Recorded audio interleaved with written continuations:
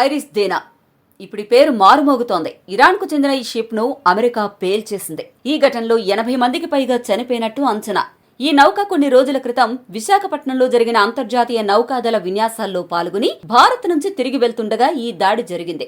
అయితే ఈ దాడి కేవలం ఒక యుద్ధ ఘటన మాత్రమే కాదు, దానికి పెద్ద వ్యూహాత్మక అర్థం కూడా ఉంది. ఈ దాడి జరిగిన ప్రదేశం భారత్ సమీపంలోని ఇండియన్ ఓషన్ వ్యూహాత్మక జలాలు. ఈ ప్రాంతం ప్రపంచ వాణిజ్యానికి కీలక మార్గం. మధ్యప్రాచ్యం నుంచి ఆసియాకు వెళ్లే ఇంధన సరఫరాలో పెద్ద భాగం ఈ సముద్ర మార్గాల ద్వారానే జరుగుతుంది. అంటే ఈ ప్రాంతంలో యుద్ధ కార్యకలాపాలు పెరగడం భారత భద్రతకు కూడా సంబంధించిన విషయం. భారత సమీప జలాల్లో అమెరికా యుద్ధ చర్యలు జరగడం భవిష్యత్తు వ్యూహాత్మక సమీకరణాలపై ప్రభావం చూపవచ్చని నిపుణులు చెబుతున్నారు.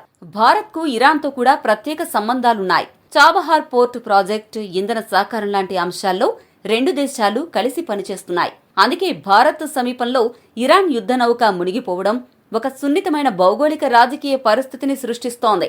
అయితే ఈ దాడి భారత్ సముద్ర సరిహద్దుల్లో జరగలేదు, అది అంతర్జాతీయ జలాల్లో జరిగింది.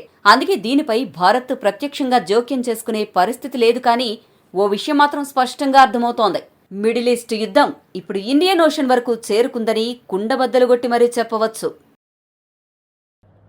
Like, share and subscribe.